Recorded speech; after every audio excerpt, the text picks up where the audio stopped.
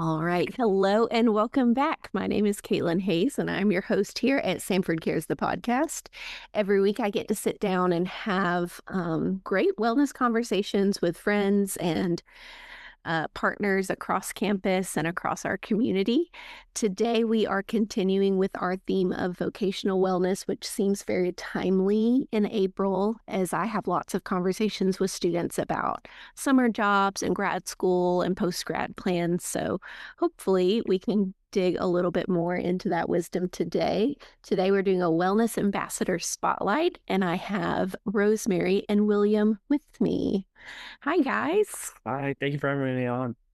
Hello. Yes. Thank you for having us, and I'm glad to be here. I'm so glad y'all are here.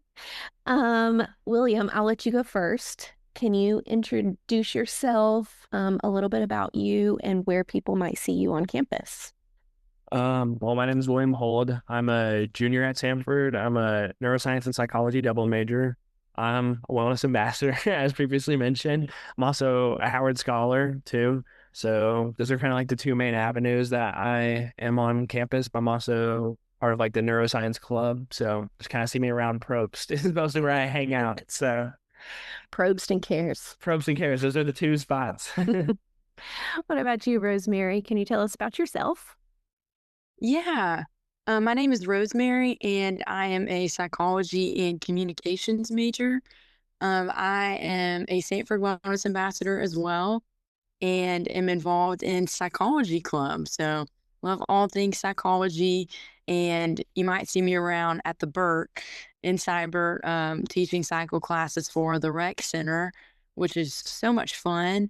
I just started a little walk club with some friends through the Sanford Wellness Ambassador. So I love a good walk. And I love the back of the second floor of the lib or the third lib because I can't concentrate with noise. I was always an off-campus studying girly, so I would always do like a public library, or when I went to grad school at a larger institution, I would go to another school's library on campus. So I was in the theology department, but I loved to go to the public health library because everyone was stressed and it wasn't my stress. And something about that was comforting to me.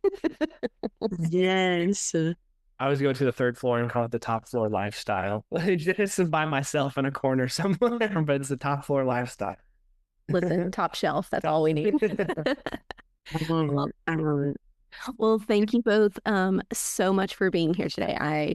I'm excited to have you both on because I think both of you are just so intentional as humans. Y'all have such good conversations naturally, so I'm excited to hear your thoughts on this vocational wellness.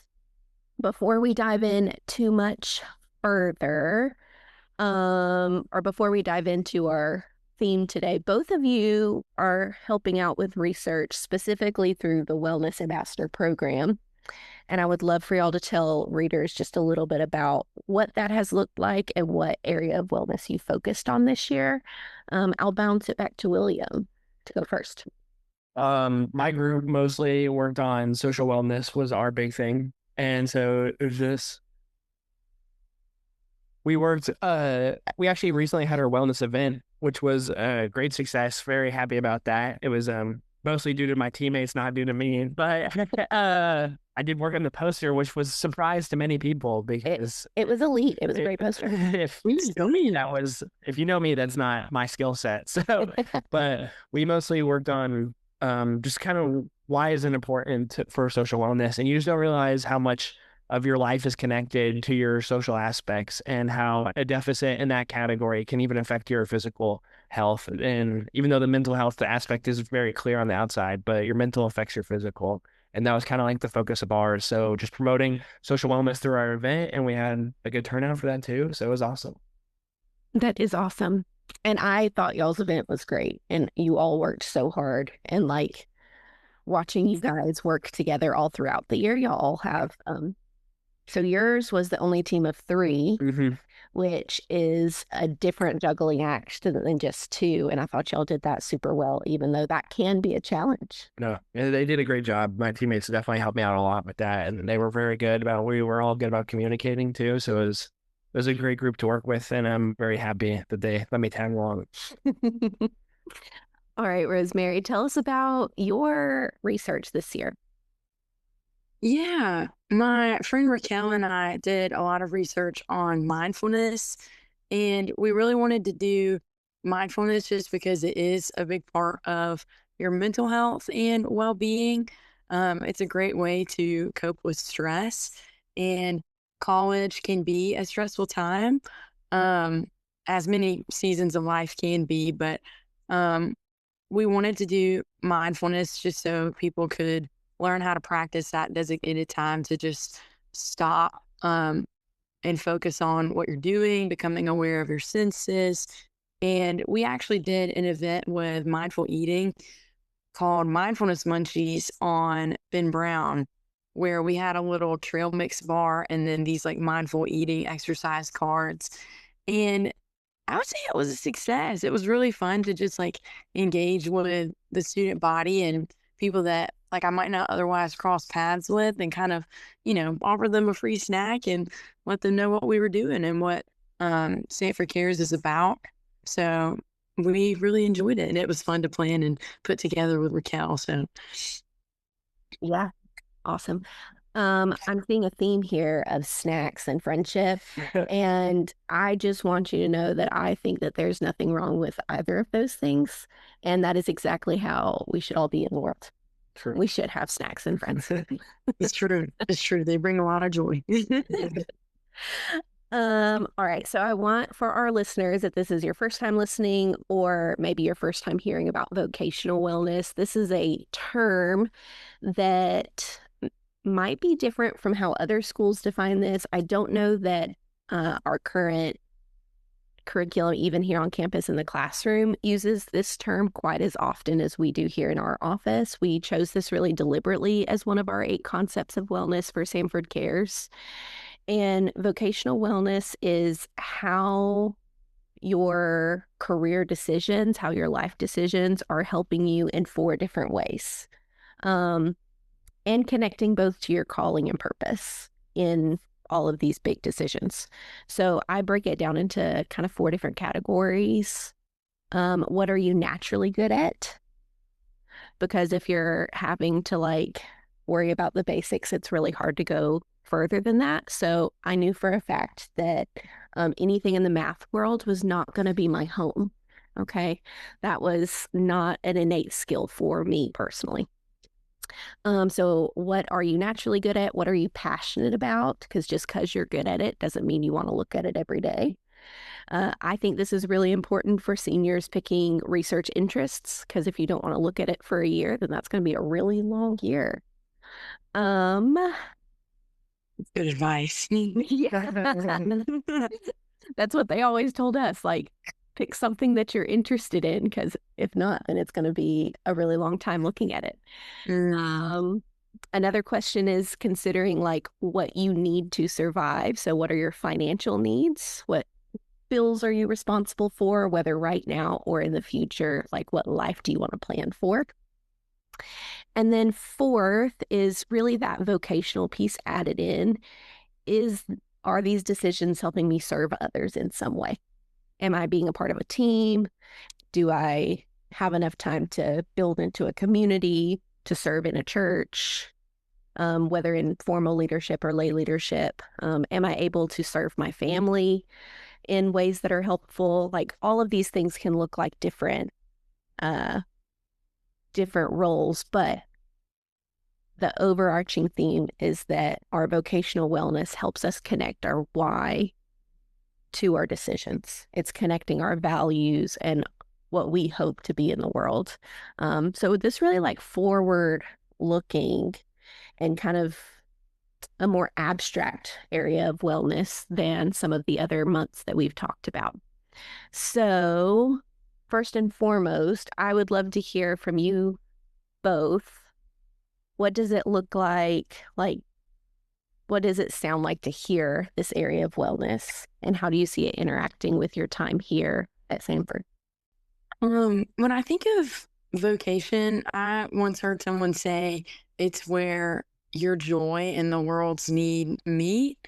And I really like thinking about it in that way because I've kind of seen how in college that like it's not in the Lord's will for us to be burnt out all the time or like do something that we really don't enjoy. And like first and foremost in like serving him and serving his people, but also, you know, it's fun and it doesn't mean that that's not going to be hard sometimes and whatever you end up doing. Um, but it's something that I'm still kind of figuring out as far as career is concerned. Like I have something in my mind, but I'm trying to stay open-minded because I feel like college is a time where you figure a lot of things out that can factor into that decision. Um, but I really that quote has just really stuck with me. And also like something that I envision for my life as far as like when I think about, the practical side of wanting to, you know, um, like have means to like provide for myself and like take care of myself. But I also envision like whatever we make or what is given to us like belongs to the Lord. And so like using those resources and those opportunities to give back to him. And so that's something that like I want to prioritize a lot. And just knowing that like anything that he provides is not mine. And so I feel like that has changed the way that I want to steward it or like the decisions that I make. So I'm trying to like exercise that in little ways right now with things, but then I know I want to do that with a career one day as well. Hopefully family and marriage counseling, but we'll see. I feel like one of the things I really do love about Sanford is that obviously the spiritual components of everything is very emphasized here, which if you went to other universities, that's not as much the case.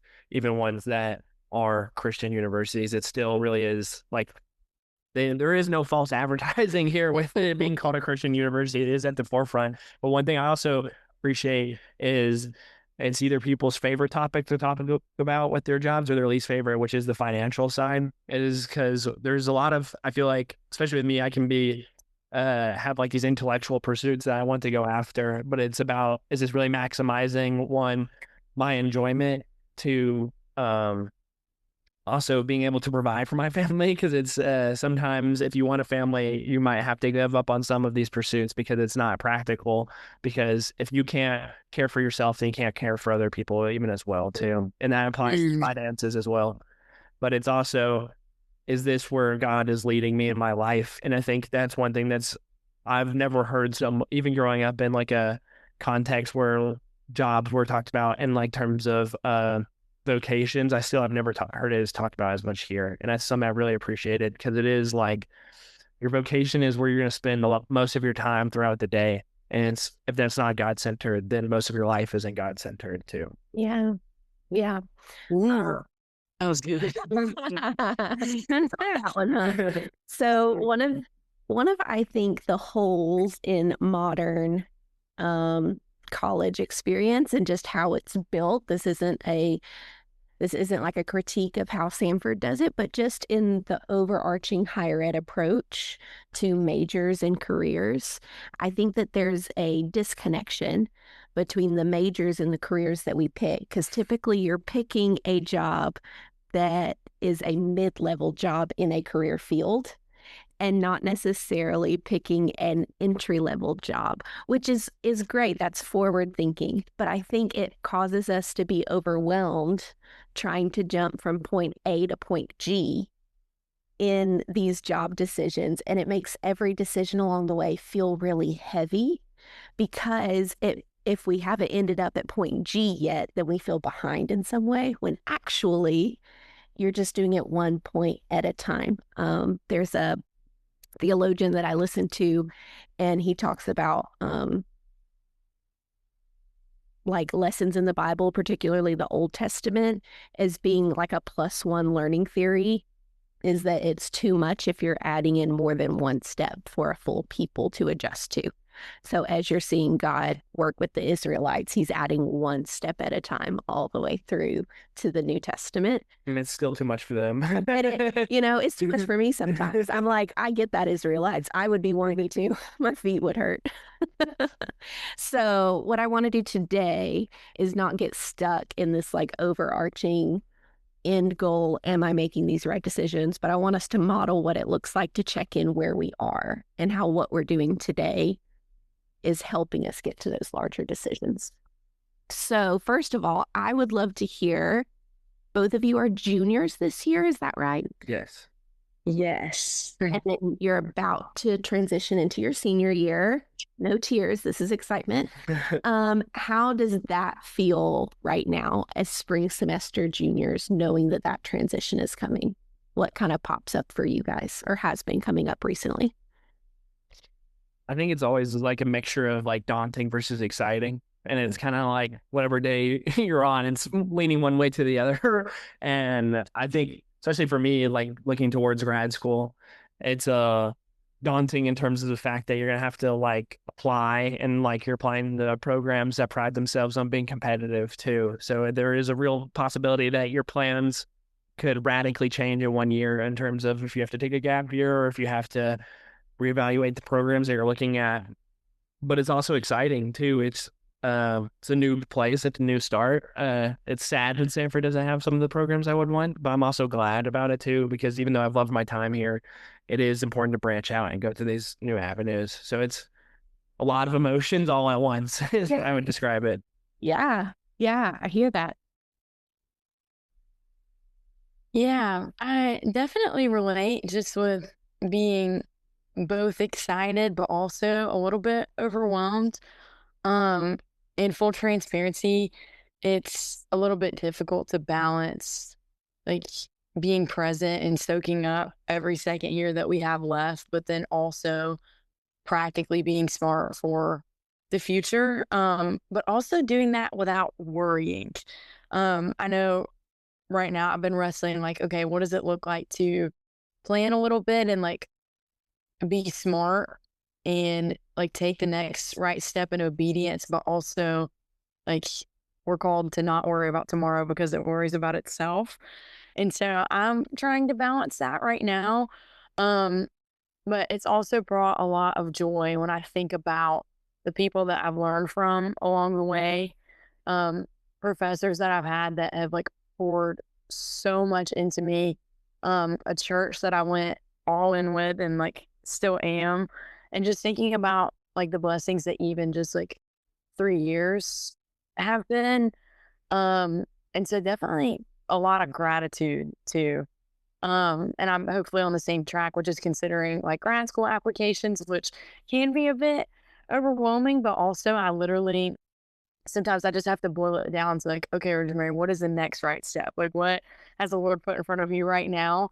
That's the next right thing that is within your control to do, but also learning to surrender what's not. And I actually just changed my lock screen. It's literally like I just did like a Canva white page and then like a small font. But I said, what a gift it is to not be in control with a little smiley face. And I literally set that as my lock screen 2 days ago. Um, so yeah, I would say a lot of those thoughts recently. Yeah. Yeah. I think those are super fair. And I think that means that y'all are asking the right questions and that you're using this time really intentionally. The fact that you have so many questions, but I'm also hearing that you both have some clarity here about your next step, even if it's not the specifics of like, I want to be here or this is the exact program. Like you still have some curiosity. Those are two things that we've been talking about this month in our conversations of both vocational curiosity, like how do I keep an open mind at how I get to that step G or step Z? And what do I do along the way? Because there's a million ways to get there. And how do I find the clarity that I need that this step will bring me peace for right now? So if you were talking to maybe a freshman or a sophomore right now, what experience have you had here at Samford or in your jobs or talking with mentors? what experience have you had that has helped you find that vocational clarity that for each of you, your next step or one of your next steps will be grad school? I think the two major people is one, my major advisor. If you know me, you know that I love this guy, is Dr. Elsner. He's my AG. He is he has definitely poured in a lot to me in just our short sessions. Every single time it goes about triple the amount it was supposed to, which is awesome because I love our conversations. Even if we're not talking about school stuff, we're talking about stuff I'm interested in. But talking to him and then also talking to my research mentor, Dr. Wilson, or have been like the two best like positive influences for me because they both have gone down similar career paths as me, and I wanted to go down, and they both have like told me they're like one of the biggest things that I've appreciated is that they're honest. They're like, it's going to be hard. The places you're going to go to, they're going to try to challenge you. You do like, this is like the realistic expectations of how many people get in. This is what you should expect because we've gone down this road. This is what we wish people told us down that road too. But it's also balancing that with them, like, because they're so honest in those aspects, it means a lot more when they're like, you can do this. Like, knowing you as a student, I think you can do this. I wouldn't be telling you this if I didn't. And I think that has given me a lot of clarity because I had previously a lot of anxiety about getting into those programs, which I still do at times. But like just hearing somebody that you know is being honest with you, I think, and you can trust them being honest with you, still pouring into you positivity about your outcome, I think is really like helpful and has been really beneficial for me too. Yeah, absolutely. Rosemary? Yeah, I definitely relate with Dr. Elsner. He is also my just major advisor that I meet with a lot. Um, and I would say just embracing the humility to learn as much as you possibly can from the people around you, whether that be a friend or someone a couple years older than you, or a professor that extends like office hours. The Career Development Center, mentorship, like people at church, and just like knowing and accepting that like people love to talk about their experiences and there's so much to learn from everybody. Um, and then secondly, I would just say with like different things that you're involved in, not being afraid to take risks and engage with things that might be a bit out of your comfort zone. Because similarly to like, trying a new food or like going to an exotic place, it's like, how do you know what you do or don't like until you haven't tried it? And sometimes that can confirm or disconfirm, a path that you had in mind. Um, and I know that just through engaging in things that Stanford offers, like I've learned more about myself and about other people in the world, um, which is kind of like confirms what I think I want to do. Um, so yeah, I would say just like mentorship, learning from as many people as possible, and not being afraid to take risks and make yourself uncomfortable. Yeah.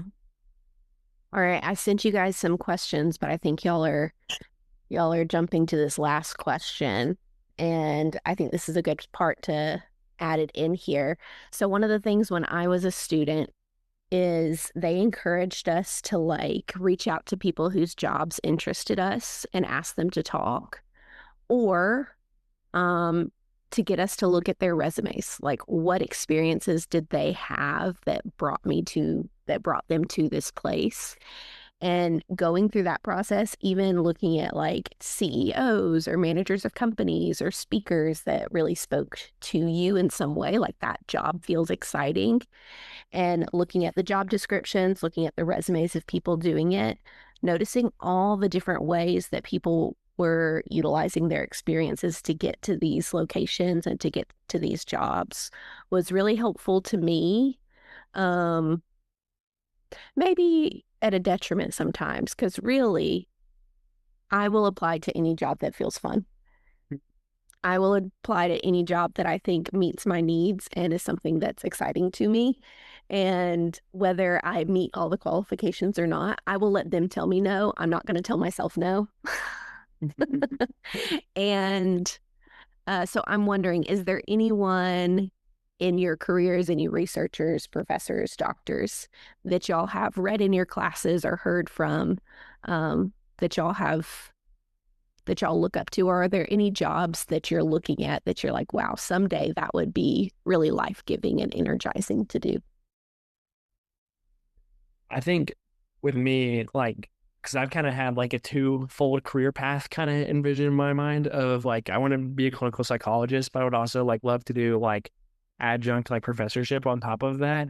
And my favorite professor, like, obviously Dr. Wilson's one of my favorite professors I've had, but my other favorite professors have been not in my department at all. And I think I almost enjoy them more than a lot of the people in my own department because of how unique their career paths were to get there, and then how varied their interests are. So, Professor Jones is in the Biblical Foundations department, and he was a high school football coach before he became like a BF teacher.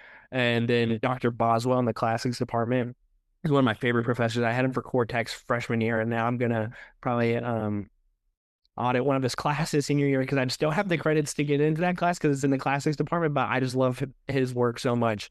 But like talking to them and then seeing how they are, even as professors, are able to like exude like a Christian love for their students. And I think that has been really interesting to me to see from like a different department and everything, to see like when I want to become a professor to like exude that, even if it is different.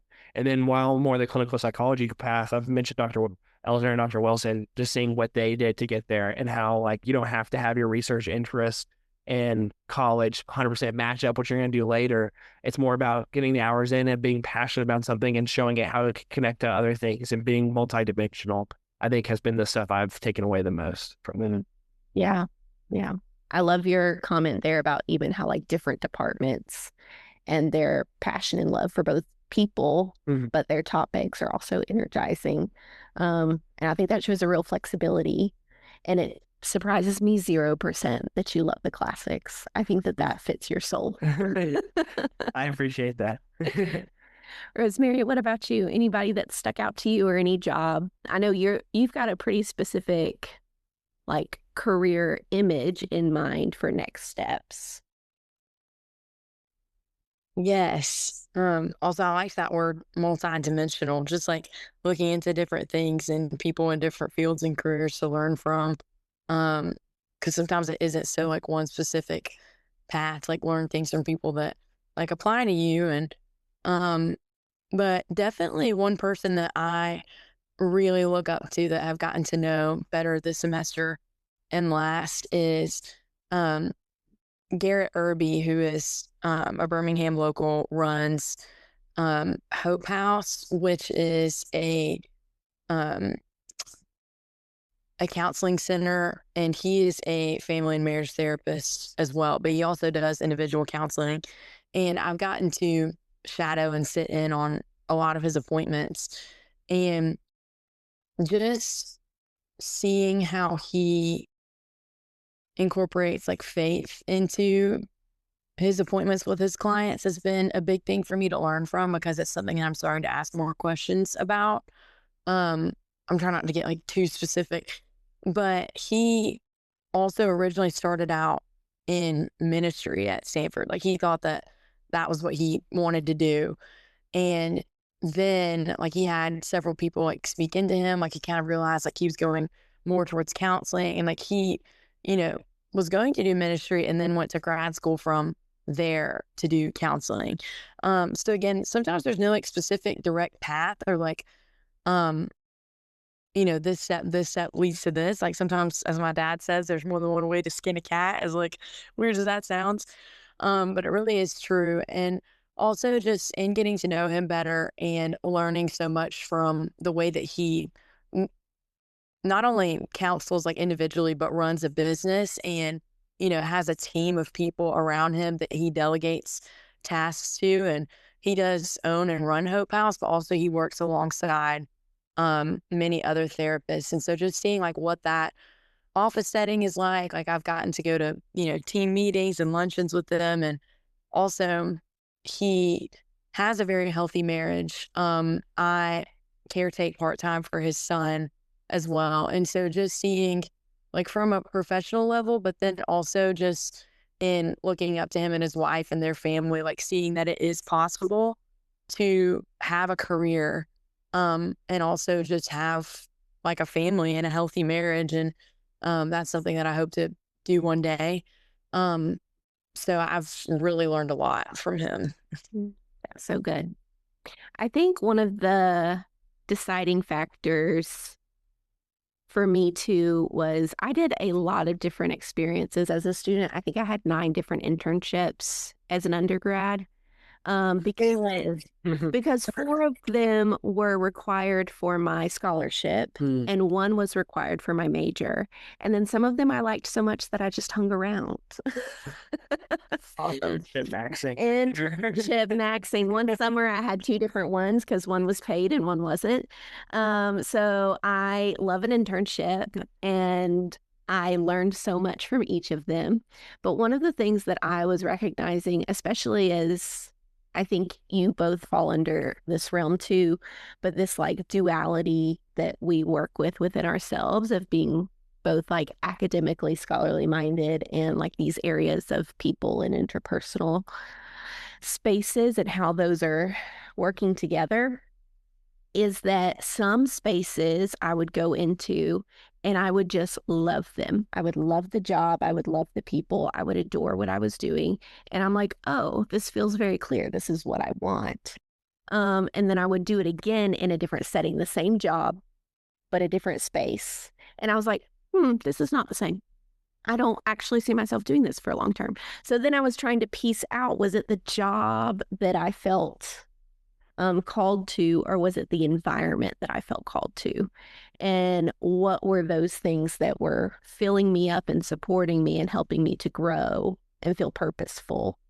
And were there spaces that I could get those things in different areas? So like that was a really big part of my like external outside of the classroom learning was just realizing what I needed in workspaces to succeed and paying attention to myself. Where am I showing up that feels most authentic to both making mistakes and learning? And where am I not feeling the freedom to do that? So, just another level there. Now, here's a fun question. Because we're talking about, passions, we're talking about jobs. What about places? If y'all could live in a dream city, where would it be and why? Or maybe it's not a city. Maybe it's a town. Maybe it's a location. Maybe it's a geographical environment. Like you want to live by the mountains or by the ocean or alone on a private island. I don't know. What would be your perfect environment that you would live in?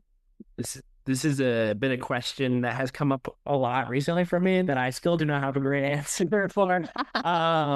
It's kind of hard for me because of like there's so many different places I feel like pulled to. Like I grew up living in Austin, which I think I'll definitely probably end up back there at some point.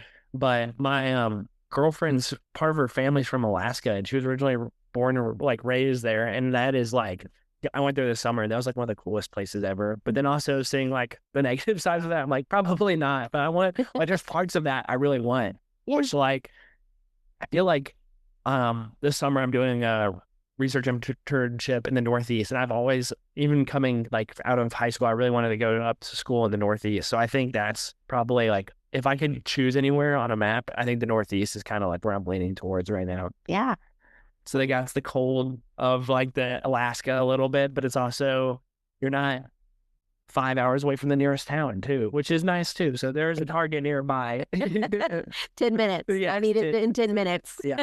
We needed, it was like 2.5 hours from a Target from where they were. So it was a little bit different vibe. See, what about you, Rosemary? What places make you really excited? Yes, I can't lie. A Target does make me very excited. So I fully support and understand that. Um, but the first thing that hit my head is just warm. I like to be warm. I don't like cold.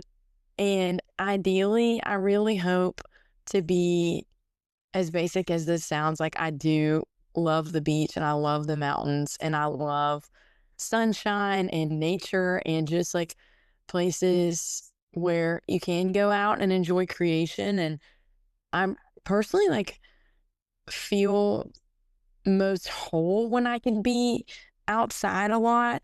And I also know that I can like be like a better person for people around me whenever I can go outside. Like I feel most connected to the Lord through that. And then also like I just feel like I can be more present with people just from like, having places to hike or a beach to walk on or an ocean to get in. So ideally, probably the beach. I went to Clearwater this past spring break and like fell in love with one of my best friend's hometowns. And so it's funny, it's been a conversation in our apartment. Like I would love to end up in Clearwater, Florida. Um, but then ideally I would love to not also be more than, 2 hours from like mountains to kind of have a different outside vibe, but somewhere where it's warm year round is honestly like really important to me, as creepy as that sounds. Um, yeah, so anywhere warm. This is important conversations because I have a threshold of how cold I can take it for so many days. And my husband has a threshold of how hot he wants it to be for so many days. So I would gladly move further south. And he is like, no, this is the equator for me. I need to be nowhere else. I could move north. And I'm like, all right, but I'm only moving this far. Like there's a block here that we can be in. Mhm. I feel like one thing, this is like thing is like me on my soapbox here. One of the most underrated states, in my opinion, is Alabama. The amount of people that I know that have come to Alabama or Birmingham for the first time, and they're like, wait, Alabama has like semi mountains and stuff like that, and like has beautiful seasons and also has a beach in Orange Beach. Like to me, it really is one of the prettiest states that I've been to, and I've been to like now almost all of them. And it's up there for me. Oh, well, high praise. Maybe because I was born in Tuscaloosa, so I've always had an affinity for it, and I'm probably super biased, but like Okay. I think it's one of the most underrated states in my opinion, and I'll never back down from that. That's okay. That's okay. We'll accept it. We'll accept any love we can get because it's hit or miss. It is. You either love it or you don't. You can hate on certain parts, but the beauty of it you cannot, in my opinion. We have the most diversity of pitcher plants in the whole world. Okay. See, I another know pro. Fun fact. we knew. Yeah, the seasons. I mean, I can get behind that. I talk about it with people all the time. I have two close friends, one from Houston and one from Chicago. And I think that spring and fall, like if you want to experience like peak seasons, like Alabama's a perfect place for that. Like they are beautiful. And I've been very thankful for that recently in this spring season. So I would agree with that. Alabama is very underrated and I love it. So If you can manage the pollen and if you can manage the humidity, then it's perfect. This is true. yeah. Or if you can just schedule your travels during those times so that you can hide from it, that's also great. Right. All right, this is our last question before we wrap up, and then I'm happy to answer any lingering questions that either of you have. How have each of you been taking care of yourselves right now? I know it's a busy time.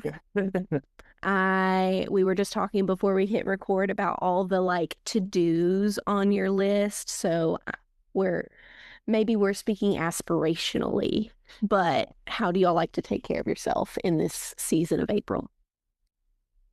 Me and Rosemary, we were talking about this before. I actually have a test right after this. So taking care of myself is after the test. There But you go. one thing for me is working out, as like cliche that sounds, it really is like one of the things that like kind of grounds me in a lot of ways because it's something I can do by myself in a structured way too. So it's like, and it's also my dad always talked about this for working out is it's one of the only things in your entire life that you will can see like very consistent improvements and it's very visible too. So it's like even when everything else is kind of going awry, I feel like when I can see that I'm getting better at something that I'm working hard on, I feel like that's very like rewarding to me personally. And I think I will notice like I cannot study if I haven't worked out that day or like worked out the day before. It like I would get like frazzled and like after I work out, then immediately I'm like way more productive. So that's been the main thing for me. Yeah. Yeah. Sometimes I'm so upset after a workout that it actually made my brain feel better. And I'm like, no, I really wanted like to sit down and watch TV to make my brain feel that way, but that's just not the same. Mm-hmm. What about you, Rosemary? Yeah, I can definitely get behind just any movement and physical activity. Um, I love to have that like designated workout time as well. Um, just to kind of like unwind or listen to a podcast. Um, but yeah, just like getting stronger and like making progress is always a great thing. And I love a good walk. Like I said, bragging on the seasons in Alabama earlier, I've definitely enjoyed the spring weather recently. Um, love going to like parks in Birmingham and just like leaning on community, um, and like seeking support from friends when like I need to, but then also trying to be a good friend and be a support for other people. So just having like a core few people is all you need, just to be honest with and uplift one another. Um, yeah, I would say those are two things that have been like filling my cup recently, but That's awesome. Well, any final words of wisdom that you think students need to hear, or any questions for me before we close out? What do you feel like is the greatest like thing people lack in terms of when they're thinking about their vocation? Like, do you feel like there's something that people are not considering that like you wish you considered more, or something you've just noticed, or something that's like underrated in terms of its importance? Put you on the spot here a little. Yeah, no, I know my answer. I'm trying to decide if I want to say it in a way that's shocking or in a way that's comforting. Um, I think as a student, I had this belief that I had to have it all figured out and that I had to have a clear plan and that there was only one way to do that. And I think the older I've gotten, I've realized that plans are like sand. They're an idea. They're a way to get somewhere. Sometimes God lets you hold on to a plan and an identity, I think, long enough to get you moving in the right direction. Mm. And then he shifts you as you go. Because, little Caitlin thought she was going to do lots of things and that she had the next 20 years mapped out. And none of those things have happened, but for the better. Like, I feel like I'm a better person than I was at 18 trying to make these decisions for myself. Um, so I think understanding that you don't have to have it all figured out, you just have to like have an idea of where you want to end up Mm. and trusting the process along the way, that God's going to open up the doors and fill in the gaps for us. We're not supposed to have all the answers. There's a little bit of trust there that you have to lean on. Um, and in recognizing that no decision is really the end of your decisions. Like, I think that was the big stressor as a student. Like, I just remember, especially fall of senior year, being in tears just all the time because I was so anxious about next steps. Like, it felt like any decision after that was going to be like a lifetime's commitment, and none of it is. There are things that are big decisions that you need to pray over and consider. But at any point in time, you have the right to change your mind. such good advice. Sure. So good. I feel like one thing too is like often I can feel like I'm wasting time if I'm not working towards where I'll eventually end up. Mm, So I think it's kind of like you never waste time if you're building yourself up too. mm, And I think is a way to look at it, like kind of like what you were saying. I feel like that's a good, I've never really thought about it like that. It's like if you're still, if the path isn't a straight line, even if you're walking in a direction that's not north, you're still walking the path. You're mhm. eventually going to get there some way. Yeah, my counselor often mentions like the therapeutic model Mm. is a spiral. It's not a straight line.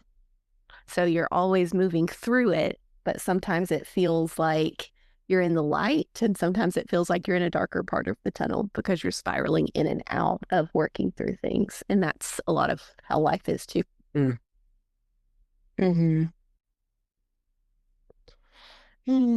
Well, I think that's all we can manage for today, friends. We've answered all the questions of the universe, and but we will be back next week with more.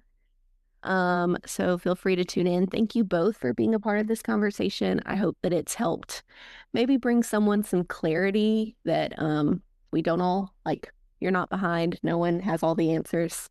And some self-compassion that all we have is today. For all of our listeners, I hope you stay well. We're going to have some show notes down in the bottom if you'd like to read through those, and we'll be back next week to continue this conversation. Thank you so much. Sounds good. Thank you so much for having us. Yeah, of course. Anytime. Now come on back.